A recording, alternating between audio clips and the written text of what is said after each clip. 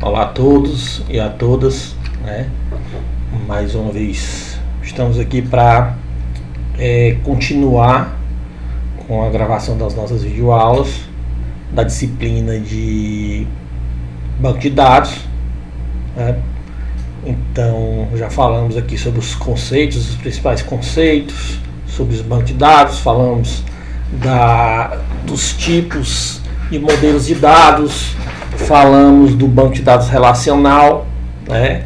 Falamos dos bancos de dados hierárquicos, damos uma introdução aí no SQL, e hoje nós vamos aprender a modelar esses dados. O que seria essa modelagem? Nós transformarmos uma ideia num banco de dados, né? Ver como que a gente consegue, utilizando essas regras, respeitando essas regras para a criação de banco de dados, criar um banco de dados consistente, né, que atenda a necessidade do cliente, né, do sistema, de onde a gente for utilizar. Então vamos fazer isso da melhor forma, né? Eu sou o professor Wesley, estamos aqui para a aula de modelagem de banco de dados e vamos iniciar agora. Bom, o que é que a gente vai ver nessa aula de hoje? A gente vai ver a comunicação clara entre os desenvolvedores e os clientes, né? Então, como é que a gente consegue isso? Uma boa modelagem do banco de dados. Então, a partir do momento que você cria um banco de dados conciso, consistente, vai haver uma facilidade maior entre o desenvolvedor e o analista, né, para eles conseguirem juntar suas ideias, né, para desenvolver, né, um sistema, um banco de dados que se adeque à aplicação. Então, tanto para quem desenvolve quanto para o cliente, né, essa modelagem é altamente importante, ela é crucial, certo? Então a gente vai ver também que a modelagem ela depende de uma estrutura organizada para esses dados, né? Vamos ver também aqui nessa aula os objetivos e a importância dos sistemas gerenciadores de banco de dados. Vamos ver como é que a gente consegue reduzir erros e retrabalho com algumas técnicas de modelagem de dados e a visão geral do processo de modelagem de dados. Porque, turma, se a gente conhece já um pouco, já vimos algumas disciplinas, que a gente vê como é que funciona um sistema, né? Que a gente tem que projetar um sistema. Então, o sistema ele é projetado primeiro na concepção, onde se faz o planejamento desse sistema. Depois a gente vai fazer na fase de elaboração a modelagem do sistema, inclusive a modelagem do banco de dados, né? Depois dessa etapa a gente vai para a etapa de construção, né? E depois a etapa de implementação. Depois que é implementado, o sistema é colocado em produção e o ciclo recomeça, né? Esse é o ciclo normal do software. Dentro desse ciclo de software, de sistema, tem a parte que é a modelagem do banco de dados. É o que a gente vai ver aqui. E essa modelagem ela facilita a compreensão mútua dos requisitos do sistema, né? Tanto, como eu falei, do analista de sistemas como do analista de banco de dados, né? Eles vão ter que estar em consonância. Essa modelagem também ajuda a criar base sólida e bem estruturada para armazenamento dos dados. Então, se você consegue criar um banco de dados conciso, um banco de dados consistente, né, o armazenamento vai ser mais fácil, né? Uma boa modelagem inicial pode prevenir vários problemas no futuro, como problemas de concorrência, como problemas de integridade referencial, né? E também vai fornecer uma visão clara das etapas envolvidas na criação desse banco, né? Quanto mais detalhado for essa modelagem, quanto mais seguindo as regras, ela vai ser mais fácil para outras pessoas verem da manutenção desse banco de dados quando necessário, certo? Bom, alguns conceitos básicos a gente já falou no final da aula passada, né? que são os conceitos de entidades, né? As entidades são os objetos ou conceitos que podem ser identificados de forma única. Então, como a gente falou na aula passada, né, nós temos a entidade, a tabela agora no banco de dados relacional vai ser uma representação de alguma coisa da vida real. Como a gente já falou, cliente, fornecedor, livro, todos eles são entidades, né? Os atributos, né? E aqui nos diagramas, a gente pode ver que nos diagramas, né, nós temos aqui esse retângulo que ele vai representar a entidade. Então, cada retângulo desse é uma entidade, né? Para caracterizar essas entidades, nós vamos ter os atributos, né, que são as características ou propriedades dessa entidade. Então, aqui na entidade cliente, quais são os atributos que a gente poderia ter? Nome, CPF, telefone, e-mail, esses são os atributos, certo? Os relacionamentos são essas linhas que ligam uma entidade à outra, certo? Então, tem aqui, ó, várias ligações, vários relacionamentos, e essa é a característica fundamental dos bancos de dados relacionais, né? É ter essas ligações, né? Ter esse relacionamento entre as entidades. Então, são essas linhas. E essas linhas, elas podem variar dos diagramas, né, de entidade de relacionamento. Então, temos aqui a notação para diagramas de entidade de relacionamento. O RD significa entidade, relacionamento, diagrama, né? Isso é em inglês. Então, é DER no português, que é diagrama de entidade de relacionamento, que é que vai mostrar a relação entre as entidades. Ó. Nós estamos vendo aqui, temos 4 entidades, entre essas entidades nós temos relacionamentos. Agora, o que pode mudar são as representações dessas entidades, desses atributos, né? Vai depender bastante da notação que esteja sendo utilizada. Basicamente, se usam 5 notações.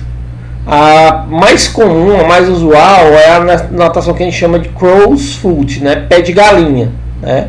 Então, as entidades são retângulos, os relacionamentos são linhas e a cardinalidade são símbolos, que é um garfo, um círculo, uma linha. A gente vai ver isso aqui à medida que a gente for adiante na disciplina. Nós vamos dizer qual é o tipo de relacionamento, né? Qual é o tipo de notação que está sendo utilizada. Nós temos a notação de Beckham, né? Que são as entidades são retângulos, os relacionamentos são setas, e a cardinalidade, a gente vai ver o que é isso aqui, o que é cardinalidade, certo? Mais à frente, no próximo slide, né? Que a cardinalidade vai ser a representação desse relacionamento, né? Como é que esse relacionamento está funcionando. Então, nós temos o IDFix, que é esse que está sendo mostrado aqui, né? Essa esquematização do diagrama aqui está usando a notação que a gente chama de IDFix, que ela usa retângulos nas entidades, os relacionamentos são losangos e a cardinalidade são os números. Eu tenho também a notação UML, né? O ML ela usa entidades são retângulos, os relacionamentos são linhas, né? E a cardinalidade são números. E por último, o diagrama de Chain, né? Que as entidades são retângulos, os relacionamentos são losangos e a cardinalidade são setas e símbolos, certo? Eu estou falando isso aqui para vocês porque vocês vão se deparar, quando forem fazer pesquisas, quando forem estudar, com vários diagramas de entidade de relacionamento utilizando notações diferentes, mas todos significam a mesma coisa, certo? Vamos passar aqui para o próximo. Então chegamos aqui na definição de cardinalidade, né?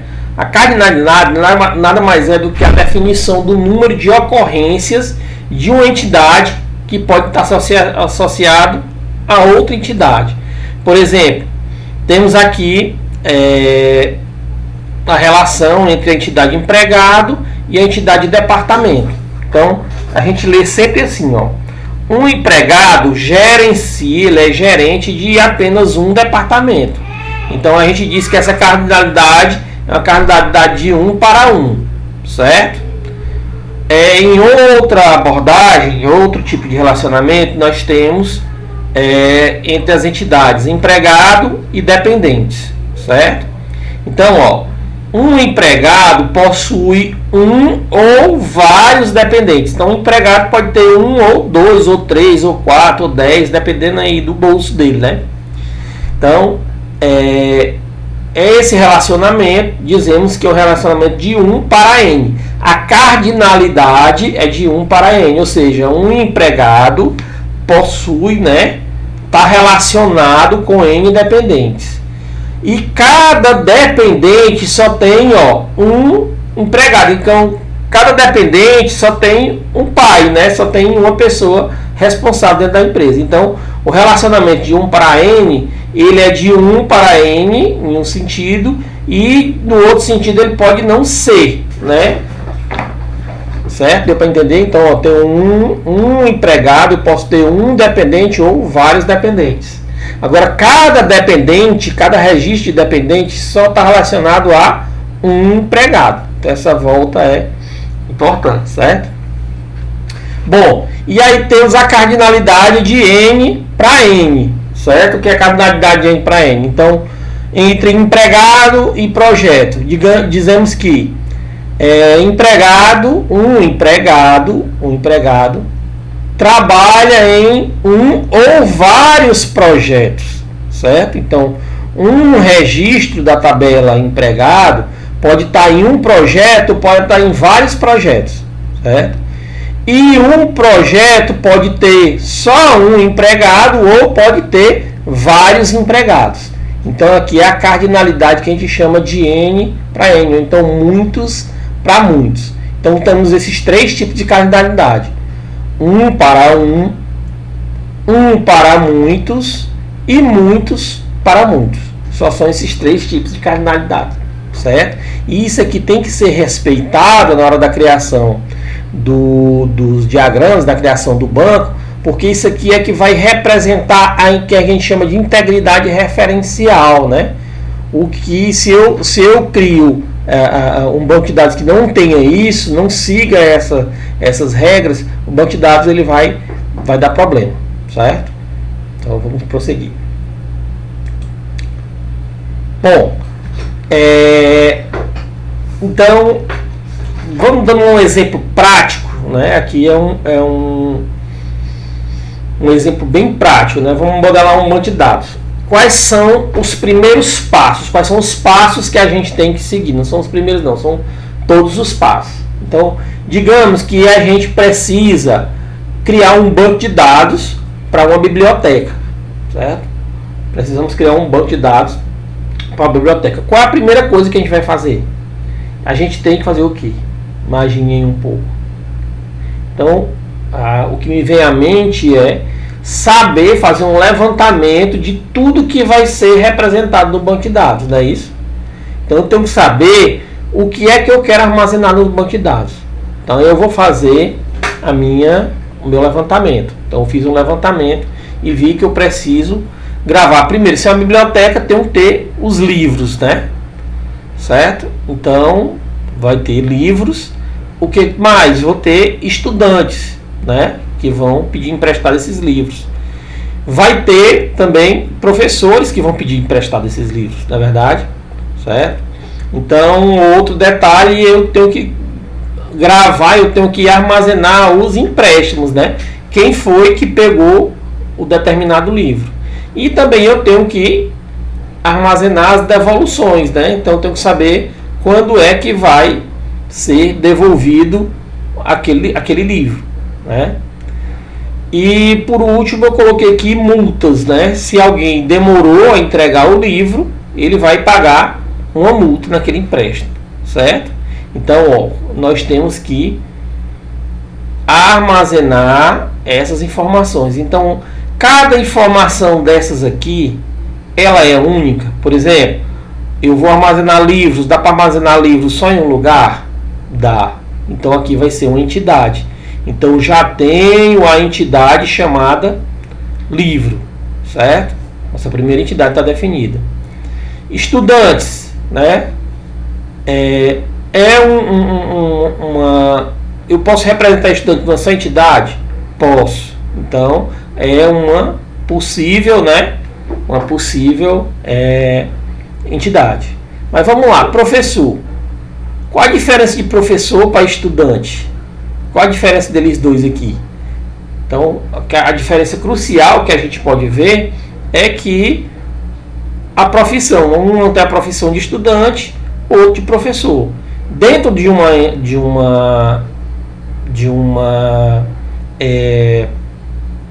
entidade, elas vão ter vários elementos comuns, como por exemplo nome, telefone. O estudante tem nome, o estudante tem telefone, o estudante tem e-mail. O professor também tem nome, tem telefone, tem e-mail. Então, são duas representações que eu posso colocar numa entidade só e diferenciar lá dentro da entidade por algum tipo. Então, em vez de a gente criar uma entidade para professor e uma entidade para estudante, vamos criar uma entidade só, chamada usuários. Por que, professor, que a gente está fazendo isso? Exatamente para a gente evitar redundância. Então, eu vou gravar os mesmos dados, nome, telefone, e-mail, os mesmos dados de aluno, vai ser os mesmos dados de professor. A única coisa que vai mudar é a profissão. Uma vai ser uma profissão, outra vai ser outra. No caso aqui, a gente não precisa nem colocar profissão. A gente coloca tipo, né? Então, em vez de eu gravar a entidade estudantes, criar a entidade estudantes, criar a entidade professores, eu vou criar a entidade usuário, certo? Usuário. E o usuário vai ter o mesmo nome, vai ter matrícula, vai ter data de nascimento, só vai mudar de um para o outro aqui o tipo. Um vai ser estudante e outro vai ser professor. Deu para entender? Né? Poderia criar isso aqui diferente, né? Isso aqui a gente vai ver, quem for ver, vai ver isso aí lá em bancos de dados orientados a objetos, né? Eu poderia criar um objeto chamado pessoa e dele herdar duas outras subclasses, né? Mas isso aí não vem ao caso agora. A gente tem que simplificar agora nesses bancos de dados relacionais. Ele tem essa grande vantagem da simplicidade da utilização. Então vamos simplificar criando, em vez de criar uma entidade estudante, entidade professor, vamos criar uma entidade chamada usuário. E a usuário vai ter vários atributos em comuns, né? E um atributo que é o tipo, para diferenciar um usuário do outro, se um é professor, se o outro é estudante. Por que isso? Pode ser que o professor tenha mais alguma regalia, tenha a gratuidade do empréstimo ou alguma coisa desse tipo. Por isso que a gente está fazendo isso. Okay? Então vamos para outra entidade chamada empréstimos. Então empréstimos se caracterizam todas as operações para uma entidade só. Dá para armazenar? Dá. Então empréstimo vai ser uma entidade. Outra entidade chamada devoluções, que também ela tem as características únicas, e multa, que vai ser outra entidade com características únicas. Beleza? Então vamos lá, agora que a gente sabe quais são as entidades, quais são os atributos dessa entidade? Então vamos colocar os atributos mais relevantes, porque aí a gente pode detalhar muito isso aqui, mas como por enquanto só uma introdução, vamos colocar alguns atributos mais relevantes. Por exemplo, veja, pessoal, que eu coloquei aqui em todos, ID, underline e o nome da entidade, tudo em minúsculo, certo? Primeira coisa, vocês estão vendo aqui o nome das entidades, tudo com acento, C cedilha, banco de dados, os bancos de dados relacionais, e não nenhum software banco de dados aceita essa questão de acento, né? Então, eu estou colocando aqui porque eu estou colocando no slide, mas quando a gente for criar isso aqui na prática, não vai haver acento nem C cedilha, certo? O nome das entidades, a gente também tem uma convenção, a gente chama convenção, né? É obrigação? Não é obrigação, mas é uma convenção para ficar mais fácil. Todas as pessoas que vão manipular o banco de dados saberem que, como já existe convenção, vai ser daquela forma. O que é essa convenção? Por exemplo, o nome das entidades vem com letra maiúscula, né? Ó, vocês estão vendo aí todas as entidades com letra maiúscula. O nome dos campos, todos os campos com letra minúscula, certo? Se for um atributo, né? Estou falando campo que eu já estou indo lá para frente. Quando a gente for trabalhar com os bancos de dados relacionais, nós vemos que a gente vai chamar só de tabela e campo. Campo vai ser o atributo. Então, ó, vamos ver aqui que todos os campos tá com letra minúscula, e quando tem mais de um nome a gente separa por underline. Tá vendo aí? Aí um olhou aqui o vídeo e disse: ah, professor, tá bem aí, ó, ID livro tá com o L maiúsculo, vai dar erro. Não vai dar erro, mas não tá dentro da convenção. O certo é mudar isso aqui para tudo minúsculo. Então, as entidades, primeira letra maiúscula, certo? Tem gente que coloca no plural, tem gente que deixa no singular. Eu às vezes coloco no plural, às vezes coloco no singular, dependendo de algum, assim, do banco que eu vou fazer. Mas é interessante que vocês coloquem tudo no singular, fica mais fácil, né, da convenção. É porque eu botei aqui, tá no slide também, mas coloquem o nome das entidades, primeira letra maiúscula e no singular: livro, usuário, empréstimo, devolução, multa, certo? E aí, ó, veja que eu coloquei o ID underline, o nome da entidade. Por quê? Porque aqui vai ser minha chave primária. A gente já falou lá da chave primária, que vai ser quem vai identificar, vai ser o atributo que vai identificar, né? E além de identificar, vai indexar a minha entidade, a minha tabela. Então, isso aqui é um atributo que você coloca, que o próprio sistema, o sistema gerenciador de banco de dados, já coloca meio que por default, né? O que é que vai ser esse ID? Esse ID vai ser um número inteiro de alto incremento. O que é o alto incremento? Na hora que for inserido, cada novo registro que é inserido, esse número vai aumentando de 1, certo? Então, é um campo que geralmente quem trabalha muito com dados já nem se preocupa em colocar, o próprio sistema gerenciador de banco de dados já coloca. Aí eu coloquei aqui para falar isso para vocês. Então eu tenho aí, ó, primeiro o ID do livro, eu tenho o ID, eu tenho o título do livro, é importante eu saber, eu tenho o autor do livro, o ano de publicação, tenho o ISBN, o ISBN todo mundo sabe, né, que é um identificador, identificador, como é que eu digo para vocês, ele é um número que representa o livro em qualquer lugar, como é que eu digo para vocês, não é que seja, internacional, o ISBN é internacional, é um código para cada livro, não é nem só livro, né, publicações. E aqui eu coloquei também a quantidade de livros, né, para saber quantos livros eu tenho disponível na minha biblioteca. Na entidade usuários, eu tenho o ID do usuário, a senha, né, o nome do usuário, a matrícula, a data de nascimento, o e-mail, o telefone e o tipo. Já coloquei a senha aqui, já pensando que a pessoa vai acessar isso aqui via a internet, o celular, alguma coisa desse tipo. Então, no empréstimo eu tenho o que? O ID do empréstimo. Aí eu tenho aqui o ID do livro, quer dizer, o livro que está sendo emprestado. O ID do usuário, quer dizer, a identificação do usuário que pegou o empréstimo. A data que ele pediu emprestado e a data que ele vai devolver. Por quê? Eu tenho que saber quando foi que ele pediu emprestado o livro e a data que ele vai devolver, porque a gente podia até acrescentar, e depois eu vou até pedir a vocês como um exercício para a gente incrementar um banco de dados desse tipo. Então, saber a data de devolução. Se o usuário não devolver nessa data aqui, aí o que é que acontece? Vai ser gerada uma multa, né? Por isso que eu tenho a tabela de multas, a entidade de multa. Então tem aqui, ó, devolução, né? O ID da devolução, o ID do empréstimo, que da onde foi devolvido, né? E a data de devolução para eu saber quando foi que foi devolvido. E a multa, se vai ser gerada uma multa, vai ter o ID da multa, né? Identificador da entidade de multa, o ID do empréstimo, o valor e a data de pagamento. Saber se a multa foi quitada ou não foi quitada. Então, ó, trazendo isso aqui para representação em tabelas, eu tenho aqui, ó, a minha tabela livro, né? O ID do tipo string, né? Aqui era para ser tipo inteiro, né? Desconsiderem aí. Aqui é para ser do tipo inteiro, porque o ID é um número inteiro, né? Esse ID de alto incremento é um número inteiro. Então eu tenho o título do livro, que é um string, aí sim, um string é um texto, né, que eu vou colocar o nome. Aí eu tenho o autor, que também é um string, o nome do autor vai ser um string.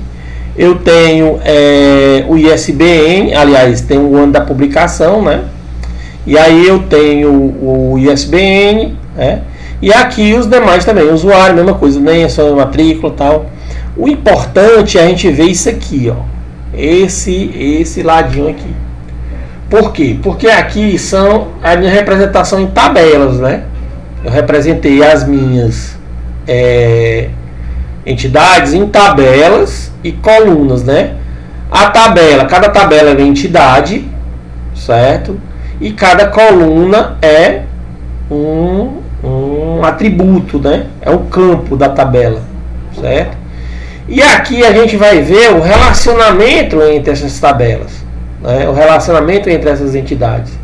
Por exemplo, eu tenho um relacionamento, né, ó, entre a tabela usuário e a tabela empréstimos. A gente até viu, né, que eu tinha lá na tabela empréstimos o ID do usuário, certo?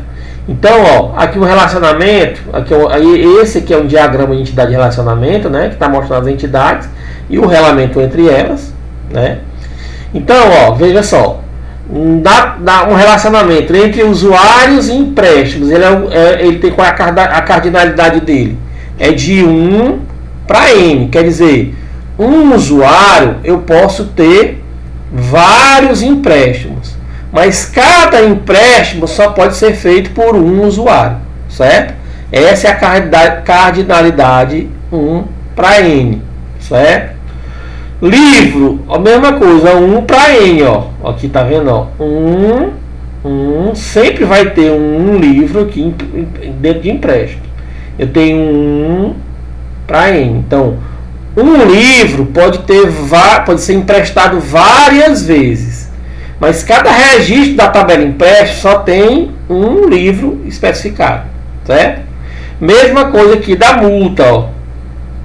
A multa e empréstimo, ó, já é um relacionamento diferente, certo? Então, ó, relacionamento aqui entre multa e empréstimo está dizendo o quê? Que uma multa ela vai estar relacionada a um empréstimo, mas nem todo empréstimo gerou multa, certo? Por isso que tem essa bolinha aqui, ó. Essa bolinha aqui, ela quer dizer o seguinte, ó. Uma multa, ó, daqui para cá, ó. Vamos pegar de multa para empréstimo. Uma multa vai estar relacionada a um empréstimo, mas nem todo empréstimo vai ser relacionado à multa. Então o empréstimo pode ter ou não uma multa. Mesma coisa de devolução, ó. Empréstimo de devolução, ó. Toda devolução vai estar relacionada a um empréstimo, mas nem todo empréstimo vai ter uma devolução registrada. Por que isso, professor? Que a pessoa pode pegar o livro e levar para casa e nunca mais devolver. Ah, mas o sistema não, o sistema tem que prever, né? Então você vai saber que esses dois tipos de relacionamento, professor, mas você não falou lá atrás não da cardinalidade. Por isso eu não falei lá atrás, estou falando agora, né? Existe essa possibilidade de as tabelas se relacionarem, mas nem sempre um registro vai ter um outro registro correspondente na tabela. E isso aqui é totalmente normal. E isso aqui tem que ser identificado no momento da concepção do banco de dados, certo? Então, se você não fizer um banco de dados dessa forma, fazer uma entidade de relacionamento dessa forma, o seu banco de dados já vai dar errado. Por isso que a gente planeja antes o banco, né, para depois implementar. Então, aqui é um diagrama de entidade de relacionamento, está mostrando todas as entidades com seus atributos, suas chaves primárias, suas chaves estrangeiras. Lembra que a gente viu lá atrás? Então, ó, quem é chave primária aqui nessas tabelas? ID usuário é a chave primária, ó. ID livre é a chave primária, ID empréstimo é a chave primária, ID devolução, ID multa é a chave primária. Quem é chave estrangeira? Ó, ID livro é a chave estrangeira, porque ela é chave primária em livro, ó, e aqui ela é chave estrangeira. ID usuário, ó, é chave estrangeira também, porque aqui a ID usuário é chave primária na entidade de usuários e aqui ela é chave estrangeira, certo? Beleza? Então, pessoal, Vamos ver aqui para encerrar um exemplo prático mesmo, certo? Então, esse diagrama, entidade de relacionamento, é de um sistema, né, que está sendo implementado agora lá no SEAD. É um sistema que a gente vai emitir os certificados de pós-graduação Lato Sensu, certo? O SEAD hoje, vocês não sabem, ele é no Brasil a universidade responsável, né, pela emissão desses certificados, que do pessoal que veio do AVAMEC para cá, quer dizer, são professores que fizeram especializações, né, e aí vão conseguir o seu certificado Lato Sensu, que vai ser chancelado pela UFP, né, através do SEAD. E para a gente não fazer isso aí manualmente, que é feito manualmente, né, até na própria UFP é feito manualmente isso, os certificados vão ser feitos de forma digital. Então a gente está fazendo um sistema para possibilitar essa emissão, né? E aqui é um exemplo do banco de dados que a gente vai utilizar, né, para emitir esses certificados. Então aqui eu tenho minha entidade aluno, né? Entidade aluno, eu tenho o ID do aluno, tipo inteiro, tem o nome dele, que é string, CPF, string, data de nascimento, telefone e e-mail, né? Eu tenho outra tabela, que é a tabela matrículas, que é onde eu vou saber onde é que cada aluno desse está matriculado, porque uma pessoa só pode ter mais de uma matrícula, né? Uma pessoa pode ter mais de um curso de pós-graduação. Então aqui eu tenho a minha entidade cursos, né? E a minha entidade cursos como a entidade alunos vai ser de M para M, né? Vai ser muitos para muitos. E essa relação gera uma tabela, né? Porque essa tabela ela vai ter um componente importante, que é essa matrícula, que vai ser mostrado no certificado, né? Além desses dois relacionamentos, a gente vai precisar também dos alunos matriculados nas turmas, né? Então eu vou ter que ter as turmas, porque isso aqui vai ser mostrado, que a pessoa concluiu o Lato Sensu na turma tal. Então eu tenho que saber a turma do aluno através da matrícula, né, que eu puxei daqui, ó. Então eu vou saber a matrícula, eu puxo a turma. Então quando eu for emitir meu certificado, eu vou fazer uma consulta SQL em cima desse banco de dados aqui e vou emitir todos os certificados. Quer dizer, isso aqui vai ser colocado para o próprio aluno emitir seu certificado, né?